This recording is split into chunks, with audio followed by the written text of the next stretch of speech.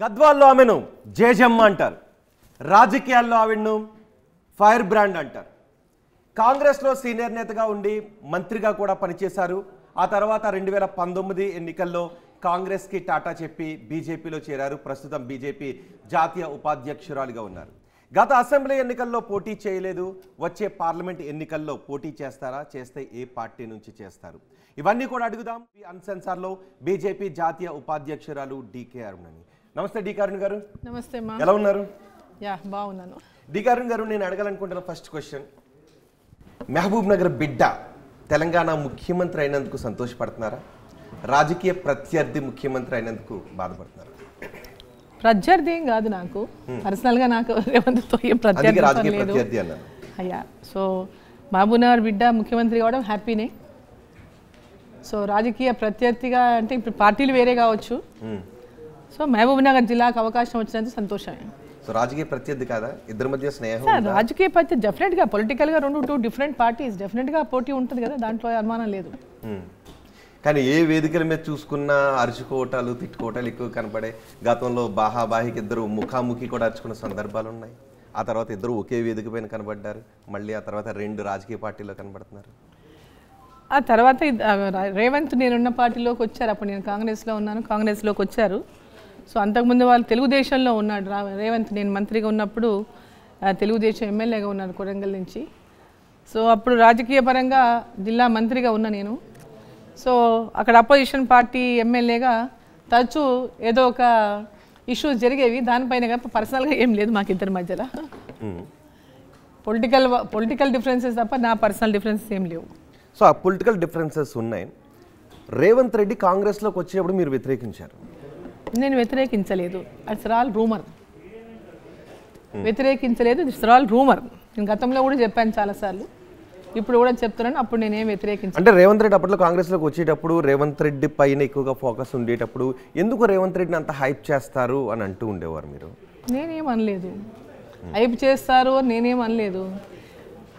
అప్పుడు డీకే అరుణ వ్యతిరేకించింది, డీకే అరుణ వ్యతిరేకిస్తూ ఉందని మీడియాలో పెద్ద ఎత్తున ప్రచారం అంటే జరిగేది. ప్రచారం జరిగినప్పుడు ఎప్పుడూ డీకే అరుణ వ్యతిరేకించలేదు. ఆయన కాన్స్టిట్యున్సీ వేరు, నా కాన్స్టిట్యున్సీ వేరు. పార్టీలో ఎవరికి వచ్చినా వెల్కమ్ చెప్తాము, ఎవరిని వ్యతిరేకించేది లేదని చెప్పాను.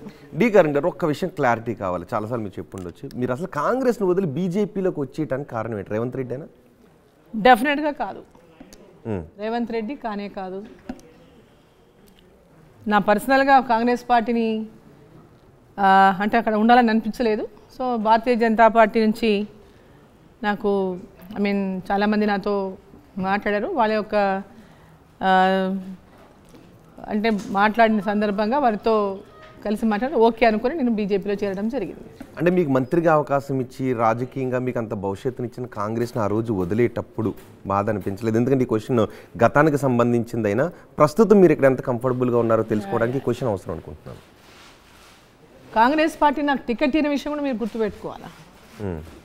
కాంగ్రెస్ పార్టీ 2004లో నాకు టికెట్ ఇవ్వలేదు.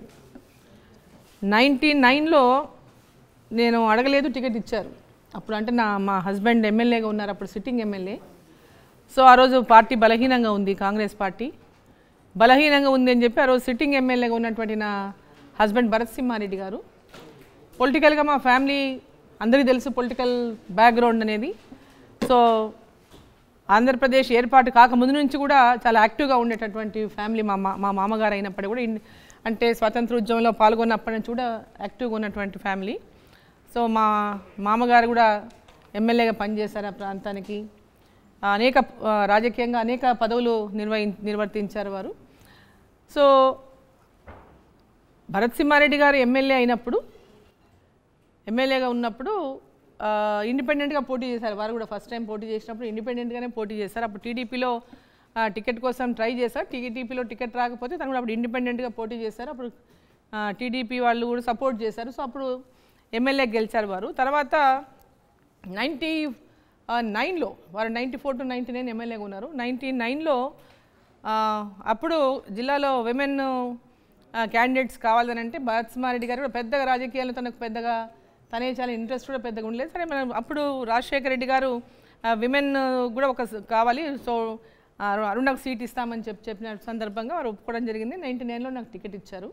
సో 99లో ఓడిపోయాను. 99లో ఓడిపోయాను. సో 99 to 2004 జిల్లాలో అనేక ఉద్యమాలు చేశాను. జిల్లాలో అనేక ఉద్యమాలు, ఇప్పటికీ మరుపురానటువంటి ఉద్యమాలు. అంటే బీజేపీలో ఉండి నేను ఒక క్వశ్చన్ అక్కడ కంటిన్యూ కానివ్వండి, కంప్లీట్ కానివ్వండి, నేను మధ్యలో తుంచేస్తే ఎట్లా మరి. సో 99 నుంచి 2004 వరకు అనేక ఉద్యమాలు, ఆర్డీఎస్ ఉద్యమం అయితేనేమి, పాదయాత్రలు అయితేనేమి, ఇరిగేషన్ ప్రాజెక్టుల కోసం పాదయాత్రలు అయితేనేమి, నా ప్రాణాలకు తెగించి పోరాడాను. 2004 వరకు అనేక పోరాటాలు, ఎలక్ట్రిసిటీ పైన కానివ్వండి, జిల్లాలో ఇరిగేషన్ ప్రాజెక్టులను కంప్లీట్ చేయడం విషయంలో కానివ్వండి, ఆర్డీఎస్ దగ్గర ఆ యొక్క స్లూయిస్ గ్రంథాలు ముగించే విషయంలో కానివ్వండి, చాలా పెద్ద ఉద్యమాలు చేశాను. ప్రాణాలకు తెగించి ఉద్యమాలు చేసిన తర్వాత 2004లో నాకు టికెట్ ఇవ్వలేదు పార్టీ. జిల్లాలో కాంగ్రెస్ పార్టీకి పూర్తిగా బలోపేతం చేసింది ఆ ఉద్యమాల ద్వారానే. జిల్లాలో కాంగ్రెస్ పార్టీకి ఒక ఊపు వచ్చింది. అప్పుడు నాకు టికెట్ ఇవ్వలేదు కాంగ్రెస్ పార్టీ. టికెట్ ఇవ్వకుండా అక్కడ టీఆర్ఎస్ పొత్తులో ఎవరు అసలు టీఆర్ఎస్ అనేటట్టు మాటనే లేదు, గద్వాలో టీఆర్ఎస్కి ఇచ్చేశారు. సో అప్పుడు ఇండిపెండెంట్గా పోటీ చేశాను. అనేక రాజకీయాలు జరిగింది దాని వెనుక. టికెట్ ఇవ్వకపోవడం కూడా అనేక రాజకీయాలు ఉన్నాయి. కాబట్టి దాంట్లో భాగంగా ఇండిపెండెంట్ పోటీ చేసి గెలిచాను. అప్పుడే ఆ కాలంలో 38,000 పై మెజార్టీతో గెలిచాను నేను ఎమ్మెల్యేగా ఇండిపెండెంట్గా. సో ఆ తర్వాత మళ్ళీ కాంగ్రెస్తో పాటే నేను రాజశేఖర రెడ్డి గారితో పాటే ఉన్నాము. అనేక విషయాల్లో వారికి చేసాం. వారు ఆ పోరాటాల పటిమతో వారు నాకు నియోజకవర్గంలో కానీ జిల్లాలో కానీ అనేక అభివృద్ధి విషయాల్లో నాకు సహకారం కూడా వారు అందించారు. సో ఈయన చెప్తాను. అందుకే 2009లో నాకు కాంగ్రెస్ సిట్టింగ్ ఎమ్మెల్యేగా నాకు కాంగ్రెస్ పార్టీ సీట్ ఇచ్చింది. ఇండిపెండెంట్గా గెలిచి నేను వచ్చాను. ఆ రోజు రాజశేఖర రెడ్డి గారు నాకు సెకండ్ టైం ఎమ్మెల్యేగా సీట్ ఇచ్చారు. తర్వాత మంత్రిగా తీసుకున్నారు. సో కాంగ్రెస్ పార్టీలో మీ రాజకీయ ఎదుగుదల అప్ ట్రెండ్లో వెళ్ళింది.